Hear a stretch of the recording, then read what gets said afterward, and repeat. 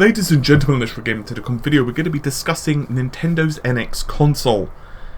The company have managed to keep quite the lid on this, but finally some fairly solid details have emerged onto the internet over the past 24 or so hours, which give us insight into the technical specifications of the system and how it functions. That's right, it's not quite the traditional system which, say, the PlayStation 4 or the Xbox One is. Instead, it is a portable system which has a docking station. We'll get into that in just a moment. Now, a lot of details are still emerging, and supposedly more leaks are on the way.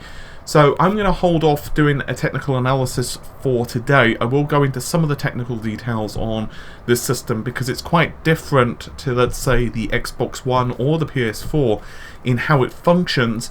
But I don't want to go super in depth because some details are still a bit cagey, and supposedly more details will emerge over the next, let's say, couple of days, so it makes more sense to wait a few days and then tackle it with more information rather than we put out a technical analysis when, well, we have less information, right? At least makes sense to me. So first of all, let's give an overview of the system.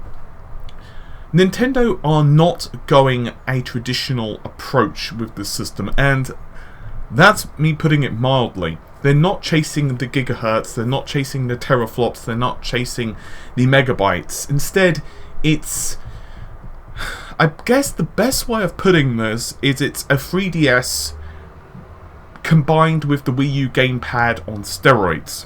Now, essentially, this system is going to be able to be dockable. So obviously, if you were to dock it, that allows you to almost turn it into a regular system, a regular console, where presumably you can remove controllers and then sit wherever you like in your living room and then plug it into your television, for example a 1080p screen, and then game on whatever title you happen to be enjoying. But that means that obviously some concessions in the power and performance stakes needed to be made, and we'll get into those more when we're talking about the technical details. But suffice to say, for now, it means that Nintendo have had to walk quite the fine line between portability, power consumption, and performance, because obviously if you're just rendering vector graphics or graphics which wouldn't look out of place on the, unlike the Atari 2600, that's not really going to be enough to convince people to buy the system.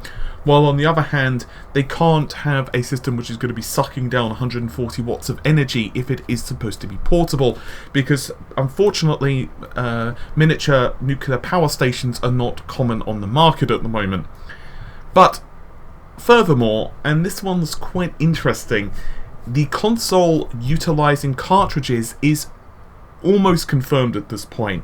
I say almost confirmed because yet more sources, speaking to Eurogamer, have actually said that that is the case. I'm not really surprised. We've had quite a few reports that Nintendo will be using cartridges for the NX, and in fact, earlier this year, a company by the name of Macronix had actually issued a report which essentially said that they were going to be providing more chips to Nintendo for its NOR Flash, that's N-O-R Flash business, and that would be linked to Nintendo. Now, there were at the time a few speculations going around that it could be something BIOS related, it could just be memory chips which would be utilised internally in the system. Well, basically no install times. But plus, since the system will be portable, it makes an awful lot of sense. It basically reduces the chances of things going wrong. I wouldn't be surprised as well, although I'd have to double check this, that it may reduce the power consumption in the system, but I haven't actually looked into that, so that's just me speculating, so don't jump on it and say that's definitely the reason. I don't actually know the power draw of running a cartridge compared to the power draw of running a CD-ROM or DVD based or Blu Ray, but it's probable that that was one of the leading reasons as well. Now, Eurogamer are reporting that Nintendo are recommending a 32GB cartridge, which sounds rather large, and this actually does go rather hand in hand with the rumours which I just reported a moment ago regarding Macronix.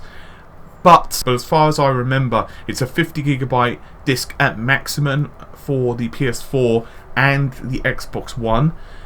It would be interesting, actually, as a slight aside, if the PS4K would be different, if it could read actually more data, which would make sense because of high resolution textures, but that's a slight aside. So, yes, you are looking at more tight confines when it comes to the space. Let's say 18-ish gigabytes. Let's just call it 20 for the sake of this video, just for a nice round number. 20 gigabytes different. But if the PS4 and the Xbox One are more powerful, that might not be a big deal, because obviously a lot of space goes towards textures and other such things anyway, so that's possibly where the space difference is going to lie, but all we can do is wait. What this does mean, however, is that there will be no backwards compatibility with the Wii U, which kind of makes sense. Obviously digital titles may be different. We'll get more into the technical aspects in just a moment, I promise, but even if the system was technically capable of playing the games, which is a slightly different architecture, as I said, we will get into that, but there's no CD-ROM slot, or DVD-ROM slot, or what have you, so there's no way you could put in, say, a GameCube game, which probably will disappoint some folks, because let's say with even the Wii, you could put in a GameCube disc and things are pretty sweet, but it is what it is. I'm not super saddened by that, to be honest. I imagine some people will be, and if that's you, then it sucks, but I think you can only have backwards compatibility and maintain it for a certain amount of time. It will be, once again, very interesting how certain titles respond. For example, let's say if you were to have bought a NES title online, obviously, and is part of your library on the Wii U, whether that would be backwards compatible, because obviously that's digital, so it's very different, and the performance-wise is also very easy to run. Well, let's face it doesn't really require that much power to emulate a NES, right? So let's talk about the technical specifications. Now, who's the manufacturer? Nvidia. That's right, Nvidia. And they're going to be utilizing Tegra, which is the X1 chip.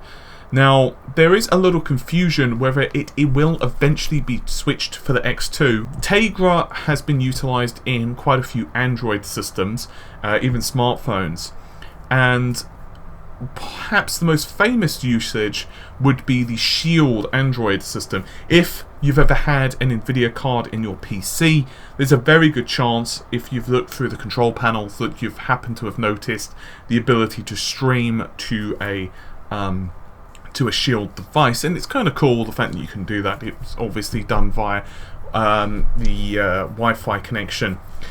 Now, most folks had actually anticipated that AMD were going to be used, and this would mean that we were going to see an x86 based processor, but that is not the case. I'm not surprised in a way, because there were reports, I don't remember when I said this, so I don't want to give you a video title, but there was a while back, and you can probably do some googling yourselves, but I do remember there was some reports which was circulating that Nvidia had gone on record and said that they weren't actually that bothered about the console market, but when they lost both Microsoft and Sony, they felt it wasn't a financial blow as much. Well, obviously they were losing money, but the biggest reason was a marketing thing. Because let's say, for the sake of this video, that just for a moment AMD had gotten that, it would have been a huge PR move for AMD. They could have said, we are powering all next generation consoles. That is kind of powerful. As it is, they're not able to say that anymore, which is fine. I have a feeling that they probably they may be a bit sad, and I imagine that they probably did enter the bidding process, but in this case they didn't get it. Now, I'm not quite sure why. It might have been that they didn't have a product that would be available at the time frame that they needed. Perhaps x86 or their processors were outside of the power envelope that they required. It might have been that Nvidia just were happy to undercut them, excuse me, if I can speak, that would be amazing. And in fact, there were some reports that were slightly separate to the other reports I just said, that Nvidia had business relation people that they wanted a contract, and they weren't that bothered about actually taking a slight loss just for the PR side of things. But I obviously, at the end of the day, these are only rumours, and no one obviously will, well, vouch for that, let's face it. But anyway, moving back to the technical side of things. So the processor is not going to be, and I'm just going to get this over and done with, as powerful as the PS4 or the Xbox One by a long shot. It's using a 20nm manufacturing process and technically can support up to a 4K display at 60Hz, but realistically the resolution is not going to be able to achieve that just anywhere near it. Now, if you were to do some googling around, if you were to start having a look at what the Tegra was capable of, you can probably run games like, let's say, oh, I don't know, Doom BFG Edition, not the current Doom BFG Edition. You could run something like Resident Evil 5. There is Resident Evil 5, but they don't run exactly flawlessly. Now, why is it that Nintendo have gone with this? Well, one of the reasons is most likely low-level APIs. Now, if you were to do a bit of googling around, if you were to remember the PlayStation Vita, that's certainly one of the best options because of the processor.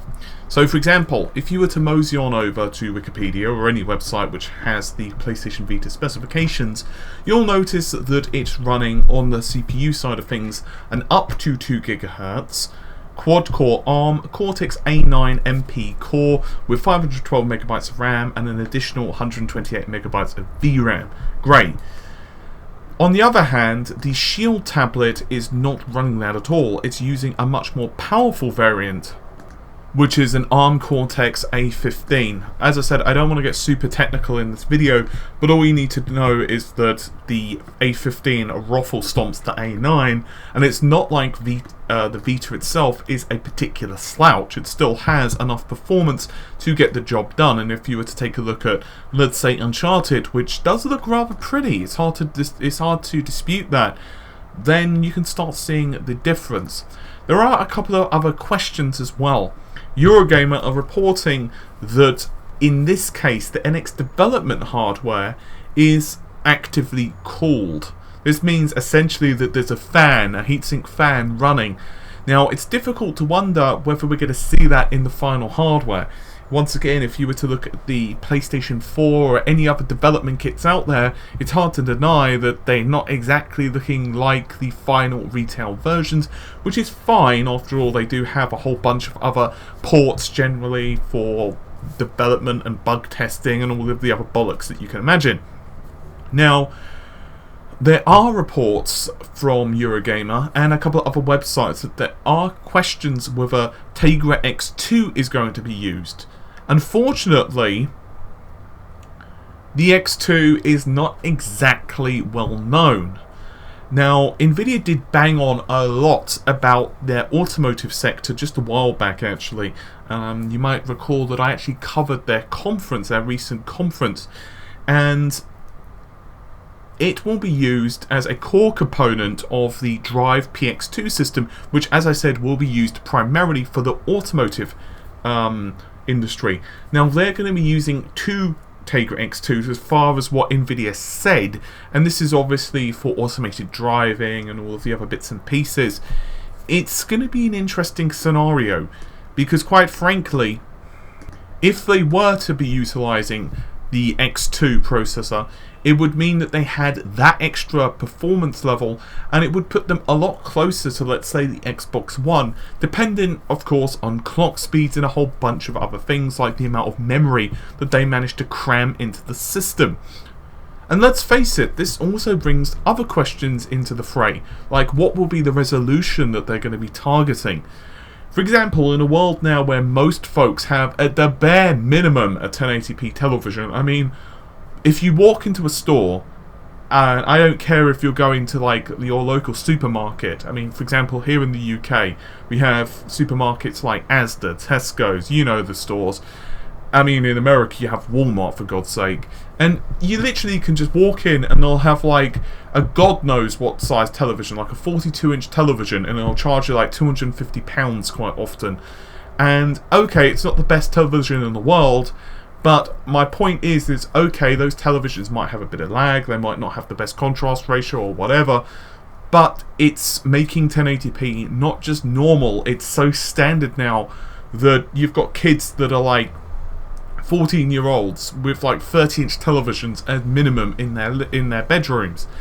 And, you know, most folks now are starting to even move towards the 4K era. Now, screen size on a mobile device is not a big deal. Unless you're going for like a really large screen, which they probably won't. I mean, obviously there is a limit. Let's even say that the screen was like 8 to 10 inches. Honestly, 720p, 1080p, you know, 720p looks pretty good. I think the Vita was using a lot smaller screen, actually, screen resolution. If memory serves, yeah, Googling, actually, just having a look at a Wikipedia page, the Vita was using a 5-inch screen, which is a 16:9 configuration, which runs 960 by 544 resolution, which is half that of a full 1080p. The fact is, we should see a system. Nintendo's choice of hardware will really be dependent upon a whole bunch of different criteria. For example, manufacturing ability of, well, Nvidia. Like, how many chips can they get them at what price point versus the yield versus the release date versus Nintendo's own various criteria. For example, power consumption, a whole bunch of other stuff. Now, we know that NX is formally launching in March. We know that because, once again, just recently, Nintendo said, hey guys, don't forget that the NX it's super duper really coming out in March, dudes. Promise. We pinky swear it. And that was in an investor conference, so that's probably a good indication that they really will release it then. So that's kind of weird, because that means that they need to make sure that they go with a fairly established technology to make sure that they've got enough time to get the damn thing ready and over and done with. Now, the jump between the Tegra 1 to Tegra 2 architectures are not too big of a deal. They could do that quite easily. It's not like they're going to have to rewrite everything. It's basically very similar architectures, and presumably they can simply just make a few tweaks to the SDKs or whatever they're running, the OS, to get that sorted out. The big question is, of course, whether we're going to see that finally, whether we are going to see the X2, what and how they're going to handle backwards compatibility. Just to reiterate, there's no way in freaking balls they're going to be able to do Wii U backwards compatibility, because there's no disc slot. I mean, technically there are a couple of ways you could do it in a theoretical magical world with unicorns. I mean, technically that you might be able to, let's say you had the same account, right?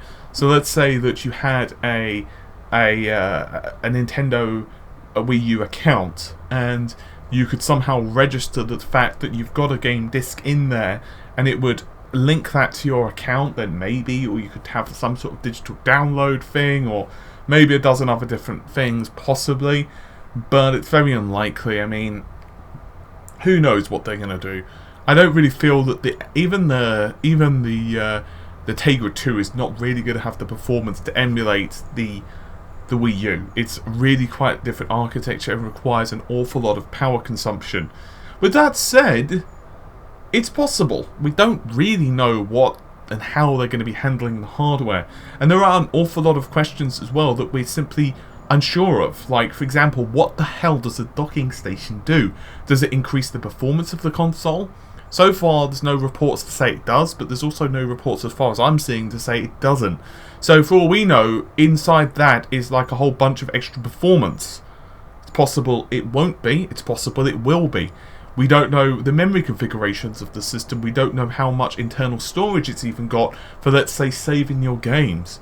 So basically, there's a whole load of questions which this report brings up. And unfortunately, of course, Nintendo are remaining rather tight-lipped. And I imagine they're pretty pissed that this information leaked. I will, however, say to Nintendo's credit that they've kept this stuff really under wraps, much better than either Microsoft did or Sony did. What's my 2 cents on the system? Honestly, I'm simultaneously disappointed and I'm simultaneously excited. And I mean that, I know that makes absolutely no sodding sense, but I'm looking forward to what the system could potentially be, but I'm also rather cautious on what it could potentially be. And I feel that the only real way sensibly to handle this is to wait until the system's unveiled. If it looks cool, if it looks interesting enough, then, you know, great. But my main concern, and I know that people are probably going to cry in the comments and whine and, you know, sob, and there's going to be tears and, you know, loathing, but honestly, the problem isn't the first party games. Like, I'm absolutely cool with the Marios and all that running how they run. Like, that's absolutely cool. Like, Breath of the Wild, assuming it looks even a little bit better than what Wii U is capable of, that's great. But I'm concerned with Nintendo attracting third-party developers. Now, yes, there is interest in third-party as far as I can see. Even recently, Ubisoft, they actually said, yeah, it's a really nice console.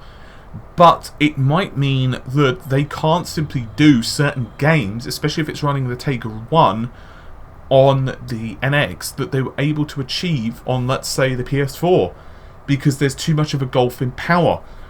At the end of the day, we can only wait and see what happens, what emerges. But if there is quite a difference in performance, for example, akin to the difference between the Wii U and the Xbox One, we could see a rather interesting scenario where people just don't want to buy the system, especially if you can only afford one.